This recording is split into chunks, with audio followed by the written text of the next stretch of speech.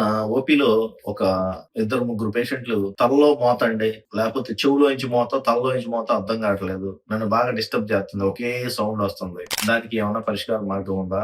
అని చెప్పి వచ్చారు. నా దగ్గరకొచ్చే ముందు వాళ్ళు ఆల్రెడీ ఒక చెవి, ముక్కు, గొంతు డాక్టర్ గారిని ఒక ఇద్దరు ముగ్గురిని కలిసారు. కొంతమంది చెవిలో స్టెరాయిడ్ ఇంజెక్షన్ కూడా ఇప్పించుకొనొచ్చారు. సో తర్వాత నా దగ్గరకొచ్చారు. ఈ చెవిలో ఆగని మోత మెయిన్‌గా కారణాలు చెవికి సంబంధించిన కారణాలే ఎక్కువుంటాయి. ఎక్కువ మందికేందంటే కీళ్ళు ఎట్లాగైతే అరిగిపోతే సౌండ్స్ వస్తాయి. అట్లానే చెవులో వినటానికి ఉపయోగపడే హాస్పిల్స్ అంటాం. వాటిలో గనక వచ్చి అవి కూడా అరిగిపోతే ఇట్లా సౌండ్ రావచ్చు. అది పర్లేదు. దానివల్ల పెద్ద నష్టం లేదు. అంటే సౌండ్ వచ్చిద్ది గానీ మనిషికి ఏమి హాని జరగదు. కానీ కొంతమందికి బ్లడ్ అంటే డోరల్ ఆర్టోవెనస్ ఫిస్టులాలు అంటే బ్లడ్ ఎక్కువ ఫ్లో అంటే బ్లడ్ బ్రెయిన్‌లో ఎక్కువ ఫ్లో అయ్యేటి వల్ల వచ్చేది. ఆ సముద్రంలో అలల దగ్గరకొస్తే ఎట్టా సౌండ్ వచ్చిద్దో ఆ టైప్‌లో సౌండ్ వస్తే దాన్ని మాత్రం మనం గుర్తించాలి. డోరల్ ఆర్టియోవెనస్ ఫిస్టులాలు గాని, లేపోతే ఏవిఎంలు గాని లేదా జూగులర్‌లో అంటే లైక్ వెయిన్స్‌లో ఎక్కువ పెద్ద ఎన్లార్జ్ అయినయి గాని ఇటువంటి ఏయైనా అంటే వెసల్స్ బ్రెయిన్‌లో ఉన్న బ్లడ్ వెసల్స్ ఉబ్బితే ఎన్యూరిజమ్స్ అంటారు. వాటిలో గాని వీటిలో ఎక్కువ బ్లడ్ ఫ్లో ఎళ్ళినప్పుడు కూడా ఇట్టా సౌండ్ రావచ్చు.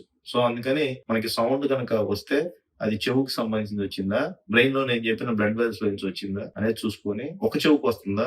2 చెవులకు వస్తుందా? సౌండ్ ఎన్ని సంవత్సరాల నుంచి ఉన్నది? ఎన్ని సంవత్సరాల నుంచి అంటే దాదాపు ఒక 20 సంవత్సరాల నుంచి సౌండ్ ఉందనుకో దానివల్ల 90% ఏమీ కాదు. ఆయనకి బాగా కళ్ళు తిరుగుతుంటేనో దానికే ట్రీట్మెంట్ ఇవ్వాలి గానీ 20 సంవత్సరాల నుంచి సౌండ్ ఆగట్లేదంటే 90% ఆ సౌండ్ ఏమి చేయదు అని. అట్లాగైతే ఎట్లాగా మరి ట్రీట్మెంట్ ఎట్లాగండి? వాళ్ళు చాలా మంది డిప్రెస్ అవుతారు గూడా. మన చెవులు పద్దాకు జోరేలా సౌండ్ వస్తుంటే చాలా మందికి డిప్రెషన్ వచ్చిద్ది. కుంగి కుషించిపోతారు. నిద్రపోతే తప్ప ఇది వదలట్లేదయ్యా. అలా ఉన్నప్పుడు వాళ్ళకి ఆ సౌండ్‌కి మాస్కింగ్ డివైసెస్ గాని, లేకపోతే ఆ సౌండ్ వచ్చేది తగ్గించడానికి కొన్ని టాబ్లెట్స్ ఉంటాయి.